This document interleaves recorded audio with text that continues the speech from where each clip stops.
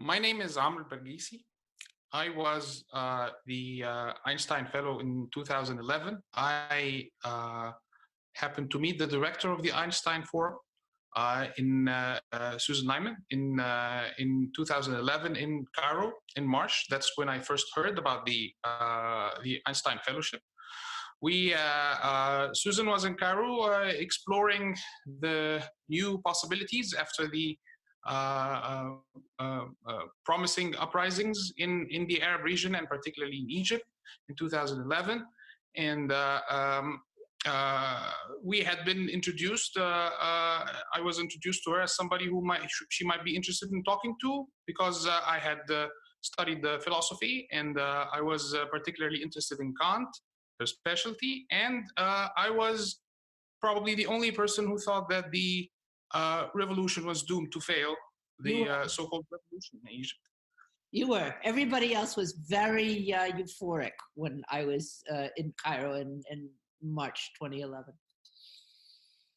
Yes, and she told me about the Einstein Fellowship, and I thought that I have an interesting idea for a project that could be done outside of academia to in the spirit of the times and to try to work out some of the most difficult questions that were not being addressed at the time.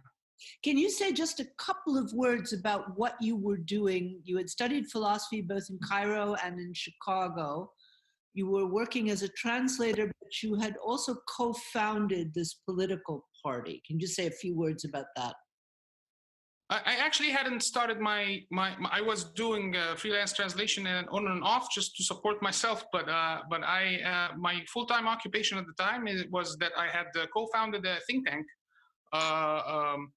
focused around free market ideas and political liberties in 2008 upon returning from Chicago. And I was at the time promoting that think tank. It was called first. It was called the Egyptian Union of Liberal Youth, and then it became the Egyptian Center for Public Policy Studies, which actually won the Templeton Freedom Award last year. Oh, congratulations! Wow. Thank you very much. It had to shut down afterwards because of the political climate, but at least there was some consolation. Okay, so then you came. I mean, even though you were, your views were not only counter to everybody else I spoke to that spring in Cairo, they were absolutely not what I wanted to hear. I still thought you were interesting enough that I told you about the fellowship, and you came to us with. Tell us about the project that you came to us with. One of the main reasons I was pessimistic about the future of the revolution was that there was no foundation for a liberal democracy to emerge in Egypt. This was my idea, and I thought that my country was doomed to either some sort of military dictatorship or military-backed dictatorship, authoritarian regime, or an Islamist totalitarian theocracy. And in successive turns, both factions actually took over the country, and now we are in the military dictatorship phase. But at the time, I thought that there was not enough grounding for liberal democratic ideas in the Egyptian society and the Egyptian civil society in particular. And one of the ideas I thought were, one of the reasons I thought this was the case was that Islamism was dominant as the strongest ideological force on the ground. And while so many liberals were saying that Islam lacked the sort of reformation that the Western world had seen with Christianity, my idea was that Islam and Christianity were too far apart to have such comparison. And what I thought would be interesting was looking at the Jewish Reformation of the late 18th and early 19th century as a paradigm for comparison, as a benchmark for potential Islamic reform? You One of the things that I learned from you, to my shock, actually, you told me quite a lot about the violence of and prevalence of Egyptian anti-Semitism, and Yes, so it was incredibly striking and quite wonderful to think of an Egyptian sitting in Einstein's house, um, studying texts of the Jewish Enlightenment as a way of contributing to a reformed political theology in Islam. Can you say just a little bit about how you came to this really unusual position for someone in your country? It's very difficult to say how you grow up in a culture that is predominated by an idea that is just so ubiquitous, and how you grow up different. I think some of it was had to do with my family. Some of it had to do with my what I had to read, and the level of my exposure to the outside world. But one of the things that I noticed, and that were really relevant to my experience as an Einstein Fellow, is that Egyptians would have the same fascination with the figure of Albert Einstein as anybody else throughout the world, and they wouldn't even consider the fact that he was Jewish. Even if you told them, uh, they would they would seem to drop the information that you just gave them, in order to maintain some sort of consistency between their fascination with this, of course, idolized modern figure of modernity and modern science, but at the same time maintain their ideas about why everybody should hate the Jews and the international Jewish conspiracy and all of these things. So one of the I didn't have a much better idea about who Albert Einstein was, and whereas I was sort of immune to the venomous anti-Semitism that I grew up with, I didn't also have much knowledge about what Judaism was or what Jewishness was, and these were two things that I learned in during my time in the Einstein house were different, and I didn't know. I had no idea that that was the case. So Actually, you were, when I went to Cairo, I was told, don't mention that you're Jewish, just as well. Just leave it out of the question, out of the discussion. And I did with everyone else I met. And you were the first and only person to say to me, "You're Jewish, aren't you? You're an American Jew." And just being able to recognize the type, because you'd spent time at the University of Chicago, I think, you knew more than you. I mean, you were talking about Leo Strauss. You knew something to begin with. But tell me what how you found out more and what you concluded in your project when you were sitting in Caputh, reading about and thinking about these questions. Well, the first step was really to try to separate my fascination with the Enlightenment from the realities of the situation that was actually on the ground in particularly in Germany in the late 18th, early 19th century, and as much as I was completely overwhelmed by the amount of intellectual ferocity that was going on at the time. The debates, the streits, every now and then there's some kind of controversy or other. the big question that I was trying to pursue was, how does the institution change, not how great people raised great questions, which is a very difficult thing for somebody studying who comes from a philosophical training, because we are so accustomed to great individuals and great ideas. Whereas my question was actually, how does the institution change? And my basic observation was that the uh, religious institution could not change on its own. It was changed because because of fear of loss of a congregation to a more popular and a more attractive force at the time, which was deism. And of course, the fact that Judaism was never part of the political power that was dominant in Europe at the time. Um, Actually, to the contrary, they were as remote from that power as possible.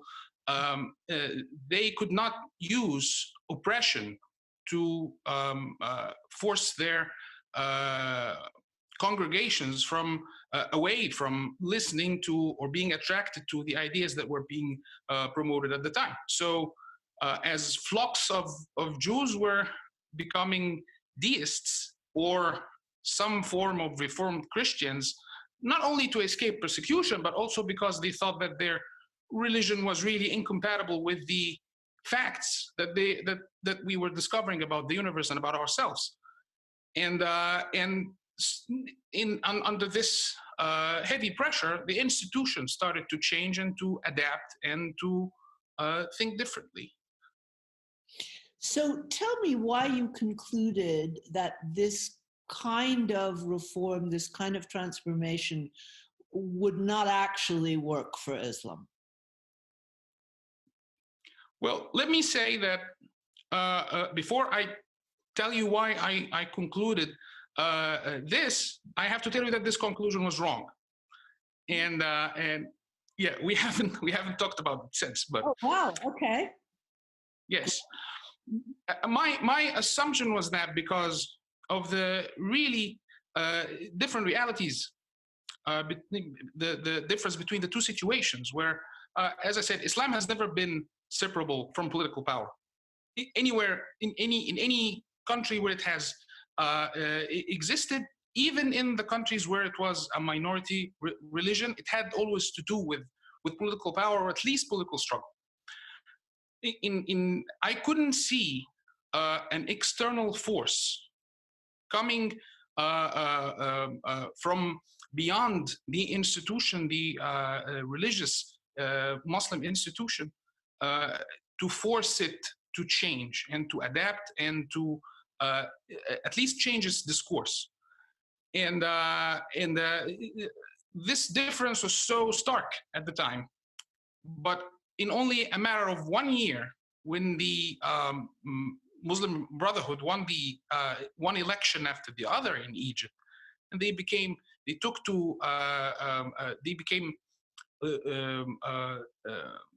lawmakers, and ultimately the president was a member of the Muslim Brotherhood. I started to witness a very similar phenomenon to that which I had studied with the Haskalah and the Maskilim, which was that the limitations of political responsibility in a modern democracy, if it can be maintained as a democracy, forced these Islamists to refrain from their most ideological statements and start rethinking and restating their positions to adapt more to the modern world, which was exactly the case of the Jewish religious institution in the 19th century. So this was the attenuating effect of democracy, which I had rejected for quite a long time, but it actually appeared to work in the case of Egypt. But it was short-lived, unfortunately, and the Islamist experiment in government was cut short by a military coup in 2013.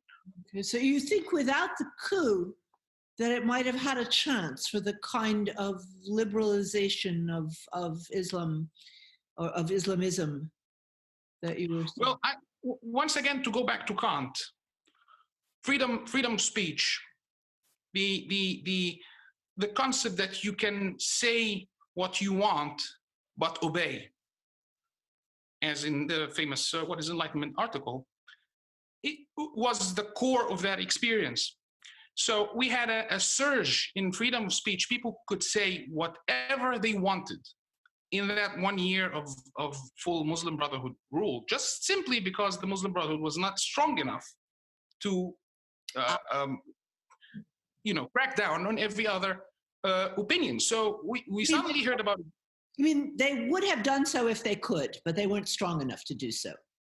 So was the case of the Jewish religious institution. They would have had everybody, every heretic killed, burnt on the stake if they could, but they couldn't.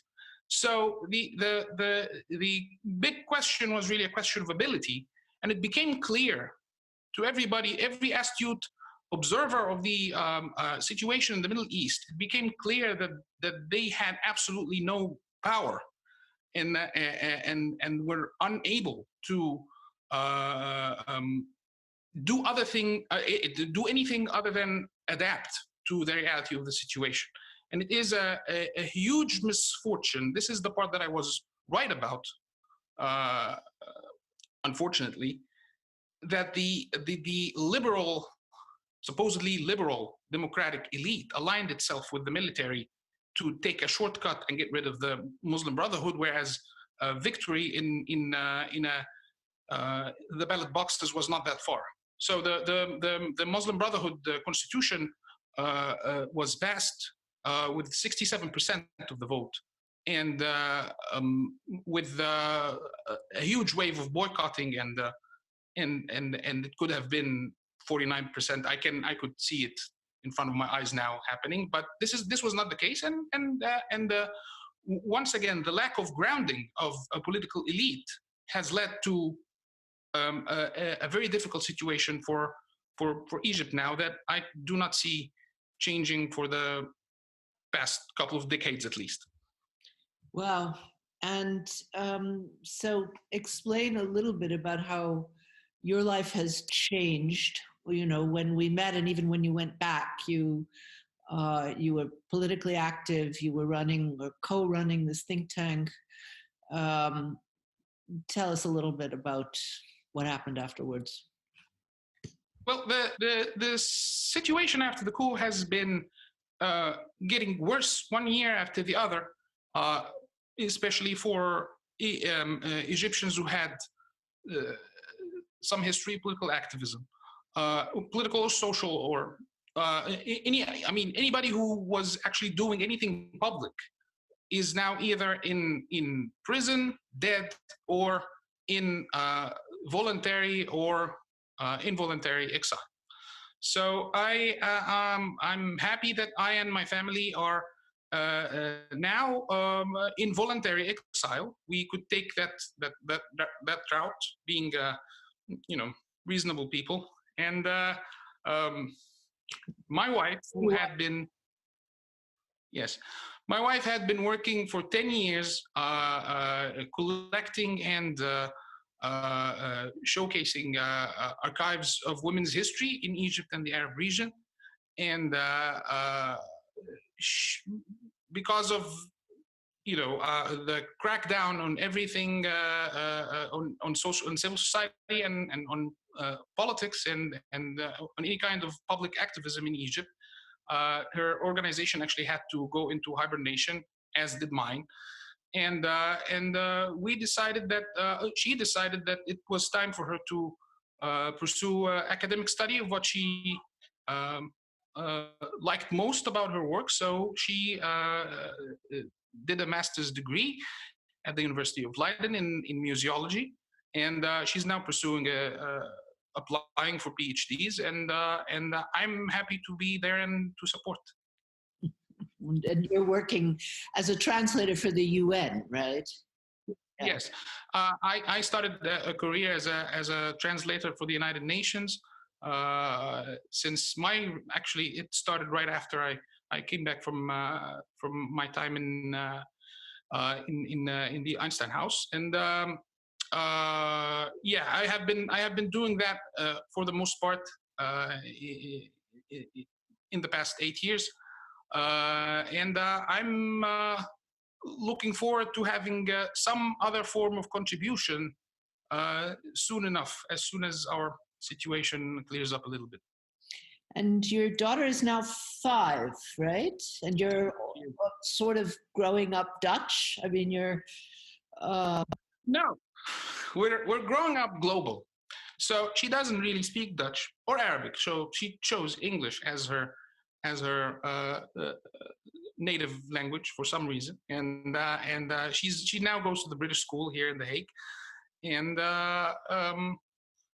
yeah, she will decide for herself. At least she got the choice, and we are trying our best to be as good as global citizens can be.